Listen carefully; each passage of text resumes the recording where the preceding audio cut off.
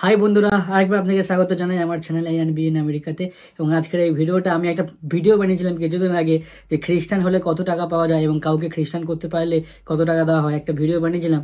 সেই ভিডিওটা 8,000 মতো লোক দেখেছিল এবং কিছু লোক কমেন্ট করেছিল এবং তার মধ্যে থেকে কিছু কমেন্ট আমি সিলেক্ট করব এবং তারা কিছু প্রশ্ন করেছিল, সেই প্রশ্নের উত্তরগুলো আমি দেবো। তো আমার কিছু মুসলিম ভাইরা আমাকে কিছু প্রশ্ন করেছিল, সেই মুসলিম ভাইদেরকে আমি সেই প্রশ্নের উত্তর দেব এবং আমিও তাদেরকে কিছু প্রশ্ন করবো। এরা সেই প্রশ্নের উত্তরগুলো জানেন তাহলে আমাকে কমেন্ট বক্সে লিখুন, আমি সেটা পড়বো, পড়ার পরে আমি সেটার বিষয়ে জানবো এবং যদি আপনার কাছে সেই জবাব না থেকে থাকে আমি আপনাকে উত্তর দেবো পরের ভিডিওতে। তাই আসুন আমরা পুরো চলে যাই সেই ভিডিওর কোশ্চেনগুলো, কিছু কিছু দেখি কি কি কোশ্চেন করা হয়েছে। আসুন শুরু করা যায়। প্রথম কোশ্চেন একজন ভাই সাবু বলে লেখা আছে, সাবু WD3SG। সো তিনি প্রথম কোশ্চেন করেছেন এরকম করে, ভাই আপনি যে বারবার যীশু খ্রিস্টকে প্রভু বলে সম্বোধন করে যাচ্ছেন এটা একেবারেই সঠিক নয়, কারণ তিনি কোথাও বলেননি আমি তোমাদের একমাত্র প্রভু, আমাকে উপাসনা করো। বাইবেলের কোথাও দেখাতে পারবে না, যদি দেখাতে পারো তাহলে আমি খ্রিস্টান হব। কাজেই ভুল ব্যাখ্যা বা ভুল আহ্বান না করে সঠিকভাবে জেনে বুঝে আহ্বান করো, কোনো অসুবিধা নেই। তো উনি বলছে, ভাই কি বলছে যে আজকের যদি আপনি দেখাতে পারেন বাইবেলে কোথায় যিশু নিজেকে প্রভু বলে বলেছেন, যদি দেখাতে পারো তাহলে আমি খ্রিস্টান হব। তো খুব ভালো কোয়েশ্চেন করেছেন। দেখুন ভাই, আপনাকে আমি বলতে চাই আপনি খ্রিস্টান এইটার জন্য হবেন কি না হবেন সেটা কোনো বড় বিষয় নয়, কিন্তু বাইবেল থেকে আমি আপনার কাছে দেখাতে চাই যেখানে প্রভু যিশু নিজেকে প্রভু বলে বলেছেন এবং তাকে প্রভু বলে ওয়ার্শিপও করেছেন। আসুন আমি কিছু বাইবেলের ভার্স আপনার সামনে রাখি, সেগুলো আপনি পড়ুন এবং সেগুলো বাইবেলের 2 নম্বর বই যাত্রা পুস্তক, যেটাকে ইংলিশে এক্সোডাস বলা হয়। সো এক্সোডাসের 3:14 3:14 এরকম লেখা আছে, God said to Moses, I am who I am. This is what you are to say to the Israelites. I am has sent me to you.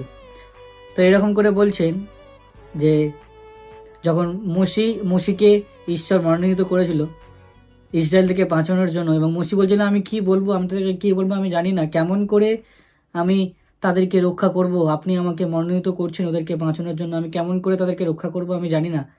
যখন মসি এরকম করে বলছিল যে আমি কি বলবো, কে আমাকে পাঠিয়েছে, তখন ঈশ্বর মসিকে বলল তুমি এইরকম বলবেন, তুমি এইরকম বলবে তাদেরকে, I am who I am. ইংলিশে বলে I am who I am. যদি এটাকে বাংলায় ইন্টারপ্রেট করার চেষ্টা করি এরকম ভাবে, আমি সেই একজন ঈশ্বর। ইংলিশে বলে I am who I am. যিশু যখন এসেছিল সমস্ত ফরিসিরা, ইসরায়েলের লোকেরা তাকে প্রশ্ন করছিল আমাদের সবচেয়ে মহান ভবিষ্যবক্তা প্রফেট যে আছে আব্রাহামের থেকেও তুমি বড়, তুমিও মসির থেকেও তুমি কি বড়? প্রভু যিশু ক্লেম করছিল যে আমি সেই মাসায়া, আমি সেই মসিও, আমি সেই উদ্ধারকর্তা, আমি সেই রক্ষাকর্তা। কিন্তু তারা বিশ্বাস করছিল যে তুমি কি বলতে চাইছো, তুমি কি বলতে চাইছো তুমি তাদের থেকেও মহান, সেই মহান ভবিষ্যবক্তা যারা ছিল, যারা নবীরা ছিল তাদের থেকেও তুমি মহান। তখন প্রভু যিশু এই স্টেটমেন্টটা দিয়েছে, যোহন তার 8:58, যোহন তার 8:58। আপনার কাছে যদি বাইবেল থাকে বাইবেল থেকে ভালো করে জেনে নেবেন। তখন এরকম করে বলছে, very truly I tell you, যিশু বলছে যে very truly I tell you, Jesus answered. কি অ্যান্সার করলো? Before Abraham was born I am. প্রভু যিশু বললেন আব্রাহামের জন্ম নেওয়ার আগে আমি ছিলাম, আই অ্যাম। সেই আই অ্যাম স্টেটমেন্ট প্রভু যিশু ছাড়া, সেই ঈশ্বর ছাড়া কেউ দিতে পারে না। এবং প্রভু যিশু বলল before Abraham was born I অ্যাম। তো এইখানে ক্লিয়ার প্রভু যিশুর সেই রেড লেখায়, যেটা প্রভু যিশু নিজের মুখ থেকে বলেছে, এখানে ক্লিয়ার হয়ে গেল। প্রভু যিশু বলল যে আব্রাহাম জন্ম নেওয়ার আগে আমি ছিলাম, কারণ তারা আব্রাহামকে বিশ্বাসের পিতা মনে করতো জিউসরা, এবং তাদের সামনে বললো আব্রাহাম জন্মানোর আগে আমি ছিলাম। যিশু নিজের মুখ থেকে বলল, এবং যখন যিশু এরকম বললো সবাই মিলে তাকে পাথর মারার চেষ্টা করলো, তাকে ওখান থেকে তাড়িয়ে দিল, কারণ সে নিজেকে ঈশ্বর বলে দাবি করলো, কারণ সে সঠিকভাবে জানতো যে তারা একটা ঈশ্বরকে বিশ্বাস করে যে I am who I am বলতে পারে। যিশু সবার সামনে বলল আমি সেই আব্রাহামের জন্মের পূর্বে আমি ছিলাম। তো যদি আমরা আরো দেখি, আরো স্টেটমেন্ট আছে, যেমন তার 10:30 এমন করে বলছে, I and the father are one. প্রভু যিশু নিজের মুখ থেকে বলছে আমি এবং আমার পিতা এক।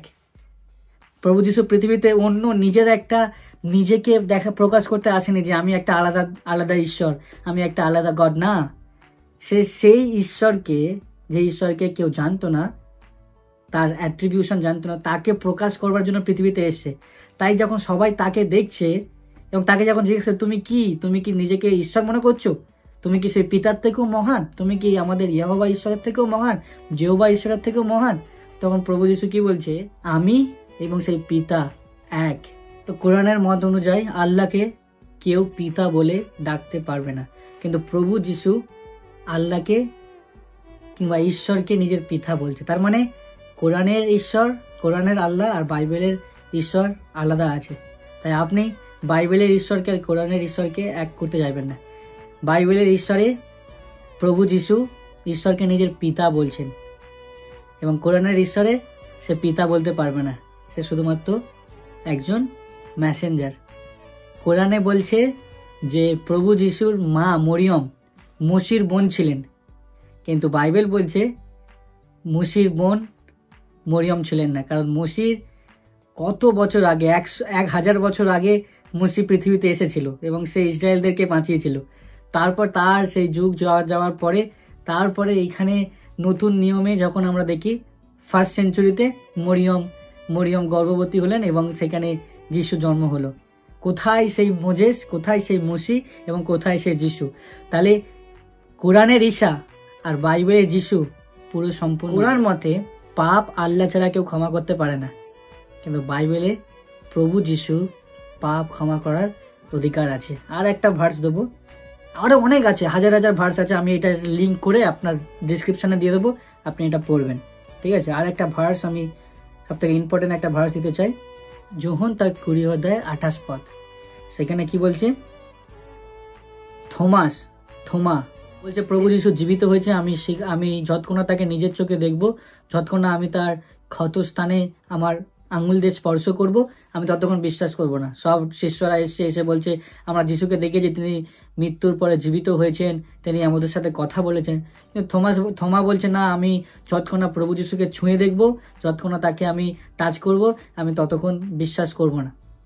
তো ভালো, তখন সেই মুহূর্তে প্রভু যিশু তার সামনে উপস্থিত হলেন, যোহন তার 20 অধ্যায় 28 পদে, এবং তার সামনে উপস্থিত হয়ে বলল যে এই দেখো থোমা, তুমি আমাকে স্পর্শ করে দেখো, আমি মৃতগণের মধ্যে হইতে জীবিত হয়েছি, আমার ক্ষত স্থানে তুমি টাচ করে দেখো।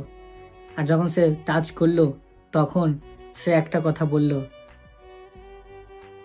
মাই লর্ড, মাই গড, আমার প্রভু, আমার ঈশ্বর, এইরকম বলে বলল। তখন যিশু একটা স্টেটমেন্ট দিয়েছিল, তুমি আমাকে দেখে বিশ্বাস করছো, কিন্তু ধন্য সেই ব্যক্তি যে আমাকে না দেখে বিশ্বাস করে।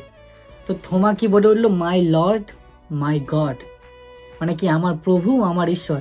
প্রভু যিশু তো এরকম বলতে পারতো, ও তুমি এরকম বলো না, আমি তোমার প্রভু নয়, আমি তোমার ঈশ্বর নয়, তুমি আমাকে প্রভু কেন বলছো? না, যখন থোমা বুঝতে পারলো সে জীবিত, যে তার সামনে নত জানু হয়ে বললো মাই লর্ড, মাই গড, আমার প্রভু, আমার ঈশ্বর।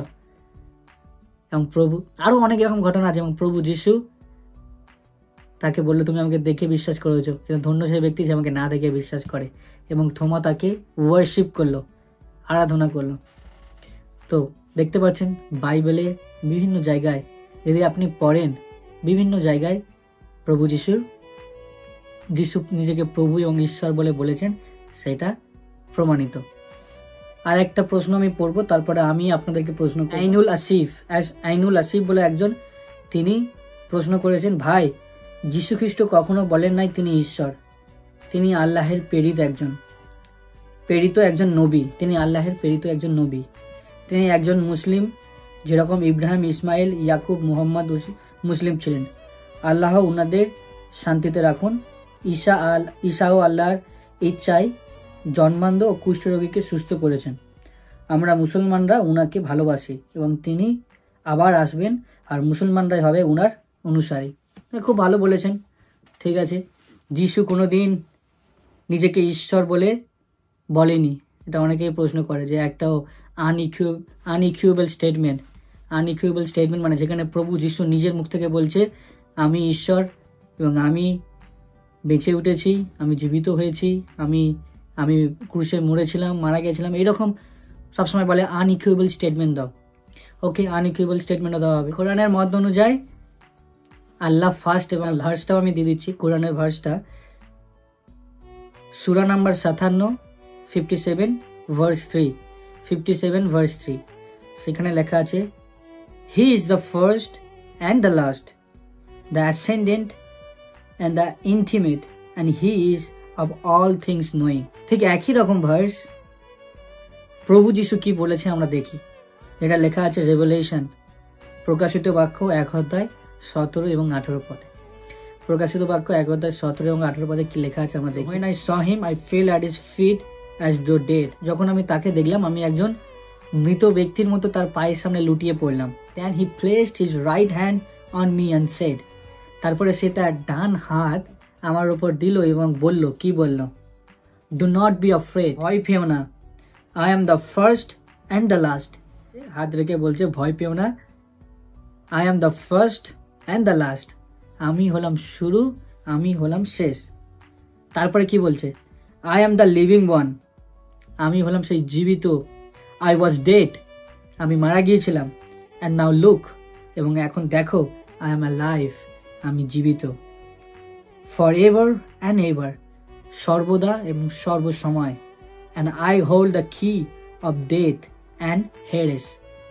বলছে আমি সেই চাবি আমার হাতে আছে, সেই সমস্ত স্বর্গ এবং পৃথিবী।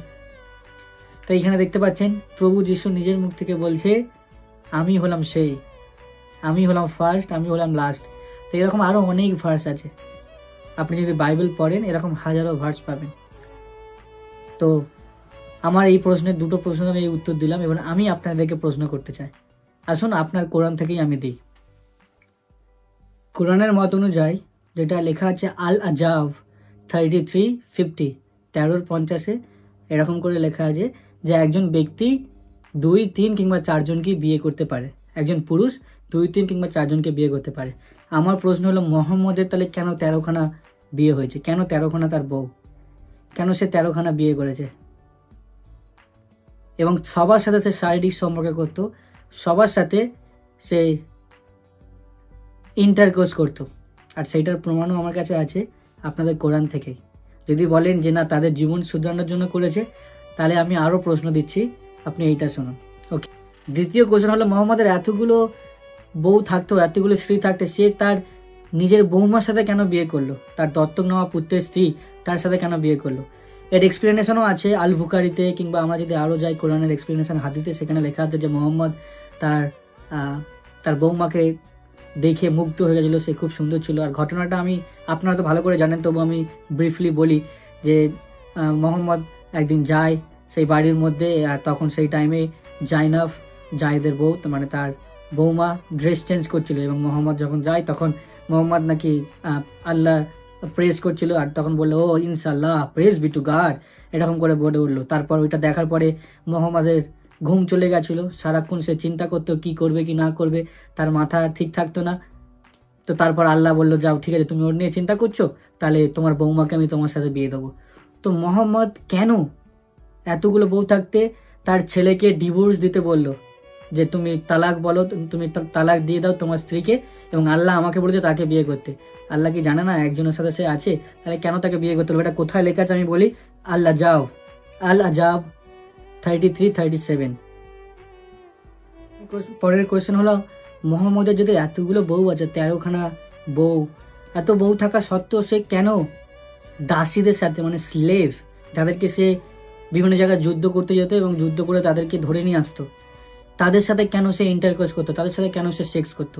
এটা লেখা আছে সূরা আন-নাসাই হাদিস 3411, হাদিস 3411, ঠিক আছে, হাদিস 3411 সুনান আন-নাসাই। সেখানে কি লেখা আছে? It was narrated from Anas that the messenger of Allah had a female slave with whom he had intercourse. তো মেসেঞ্জার অফ আল্লাহ মুহাম্মদের বউ থাকতো, তাদের ফিমেল স্লেভ ছিল, মানে মেয়ে দাসীরা ছিল, তাদের সাথে কেন সেক্স করতো? তিনি যদি গ্রেট প্রফেট হয়ে থাকে, যে একজন শ্রেষ্ঠ নবী পৃথিবীর মধ্যে, তার 13খানা বউ আছে, তবুও সে কেন দাসীদের সাথে সেক্স করতো? কেন তাদেরকে জোর জবরদস্তি করা হতো? কিংবা দাসীরা কি এসে বলতো আমার সাথে ইন্টারকোর্স করো? না, সে কেন করতো? ফোর্সফুলি। এমনকি সেই দাসীদের স্বামীরাও বেঁচে ছিল, তবুও তাদেরকে তারা করতো। এরকম আরো লেখা আছে। আপনি যদি জানতে চান কোথায়, আপনি আমাকে কমেন্ট করুন, আমি আপনাকে আরো জানাবো। আমি আরেকটা প্রশ্ন করতে চাই, 4 নম্বর প্রশ্ন। এটা লেখা আছে সাহি আল বুখারি, সাহি আল বুখারি 5133 সাহি আল বুখারিতে এরকম লেখা আছে আয়েশার বিষয়, narrated by Aisha, that the Prophet married her when she was 6 years old. Mohammad নবী তিনি আয়েশাকে বিয়ে করেছিল যখন তার 6 বছর বয়স। ওকে, and he consummated his marriage when she was 9 years old. এবং কনজুমেটেড মানে তার সেই বিয়েতে ইন্টারকোর্স করা, শারীরিক সম্পর্ক করা, যখন তার 9 বছর বয়স ছিল আয়েশার, তখন মোহাম্মদ তার সাথে শারীরিক সম্পর্ক করেছিল। আপনি ভেবে দেখুন, এই সময় মনে করুন মোহাম্মদ বেঁচে আছে, আর আপনার একটা পরীর মতো 6 বছরের মেয়ে আছে, আর তখন মোহাম্মদের বয়স 54 বছর বয়স। সেই 54 বছর বয়সে 54 ইয়ার্স ওল্ড, সেই বয়সে যদি কেউ এসে বলে আমি আপনার মেয়েকে পছন্দ করেছি, আপনার মেয়েকে আমি বিয়ে করতে চাই, তার 6 বছর বয়স। এরকম আরো অনেক আছে। সাহি আল বুখারি 5158, তারপর সুনান আনু দাউদ হাদিস 2122, এরকম অনেক জায়গায় লেখা আছে যে সে পুতুল নিয়ে খেলা করত, আর তার যখন 9 বছর বয়স তার সাথে সে শারীরিক সম্পর্ক করেছিল। আর আজকে যদি আপনার কোনো মেয়ে থাকে, আর যদি এইরকম বয়সে যদি একজন বুড়ো, একজন দাদু 54-55 বছর বয়সে যদি বলে আপনার মেয়েকে আমার পছন্দ হয়েছে, আমি তাকে বিয়ে করতে চাই, আপনি আপনার মেয়েকে দেবেন? সেই পরীর মতো ফুটফুটে মেয়ে যে আপনার সাথে বাবা বাবা বলে থাকে, আপনার সাথে কত আনন্দ করে, যার জন্য আপনি খুশি, সেই রকম মেয়েকে আপনি দেবেন? তাহলে আল্লাহ যদি জানতো যে এটা ফিউচারে সমস্যা হতে পারে, আর একজন নবী, একজন শ্রেষ্ঠ নবী যাকে বলছেন আপনারা, একজন শ্রেষ্ঠ নবীকে এগুলো করা উচিত নয়, তাহলে আল্লাহ কেন মানা করলো না? এবং কেন সেটাকে বারণ করলো না যে না, তোমার একজন ছোট বাচ্চা মেয়েকে বিয়ে করা উচিত নয়? এবং এই জিনিসটা এখনো প্র্যাকটিস করা হয়। কোথায় প্র্যাকটিস করা হয়? সৌদি আরবিয়াতে, সিরিয়াতে, মিশরে, বিভিন্ন দেশে এখনো এরকম প্র্যাকটিস করা হয়। বড় বড় বয়স্ক দাদুরা, 54, 55, 60 বছর বয়সের দাদুরা, তারা ছোট ছোট বাচ্চা মেয়ের সাথে বিয়ে করে। আর এটা যেহেতু মুহাম্মদ প্র্যাকটিস করছে, তাই তারা প্র্যাকটিস করে। আমার হলো আপনাদের কাছে কোশ্চেন, আপনি এইগুলো জবাব দিন, যে তিনি যদি শ্রেষ্ঠ হয়ে থাকে তাহলে কেন এরকম করে? আমার কাছে আরো অনেক হাজার হাজার কোশ্চেন আছে, আপনি দিয়ে পারবেন না। আপনি উত্তর কথা দিতে পারেন, আমি দেখবো। আপনি আপনার কোরআনে চেক করে দেখুন, কাউকে প্রশ্ন করার আগে দেখুন যে এগুলো ঠিক আছে কি। আরো বিভিন্ন কোশ্চেন আছে। এর পরের ভিডিওতে আমি বলতে চাই, আমি বাইবেল ভার্সেস কোরআন দেবো। কোরআনকে মুসলিমরা বলে যে এটা হলো ঈশ্বর থেকে আবির্ভূত, এটা প্রিজার্ভ করে রাখা আছে, এটা স্বর্গ থেকে এসছে। আর কোরআন একটাই, পুরো ওয়ার্ল্ডে কোরআন একটাই, তারা বলে যে কোরআন একটাই। এর পরের ভিডিওতে আমি দেখাবো, আমি প্রমাণ সহ দেখাবো মুসলিম সোর্সেস থেকে, যারা মুসলিমরা স্কলাররা তারাই লিখেছে, তাদের থেকে দেখাবো যে একটা কোরআন আছে নাকি অনেকগুলো কোরআন আছে, আর কোরআন কেমন করে এসছে সেটা আমি দেখাবো, আর বাইবেল কেমন করে সেটা আমি দেখাবো। তাই এই প্রশ্নগুলো যেগুলো আমি করলাম, সেই প্রশ্নের উত্তরগুলো আপনারা দিন। আর যদি এই ভিডিও ভালো লেগে থাকে, আমার চ্যানেলটিকে সাবস্ক্রাইব করে দিন, এবং যাদের কাছে এই প্রশ্নের উত্তর যায়নি তাদের কাছে পাঠান। দেখুন, আমি আপনাদেরকে দুঃখ দিতে চাই না, আপনাদের নবী নিয়ে ভুলভাল কিছু বলতে চাই না, কিন্তু যেইগুলো আপনাদের কোরআন বলছে সেই কোরআন অনুযায়ী আমি আপনাকে প্রশ্ন করতে চাই। আপনি চেক করে দেখুন আর সত্যর কাছে ফিরে আসুন। ভালো থাকবেন, সবাইকে জয় যিশু।